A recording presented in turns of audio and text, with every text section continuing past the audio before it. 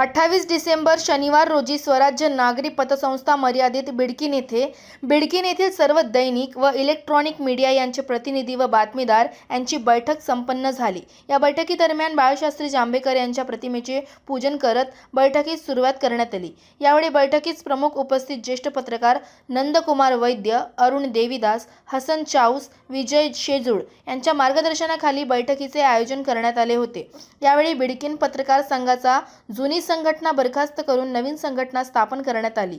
यामध्ये बिडकीन पत्रकार संघाचे अध्यक्षपदी अली इनामदार, उपाध्यक्षपदी इलियास शेख, गणेश सोनवणे, सचिवपदी रवींद्र गायकवाड यांची सर्वानुमते निवड करण्यात आली। यावेळी बिडकीन येथील सर्व पत्रकारांची मोठ्या प्रमाणावर उपस्थिती होती।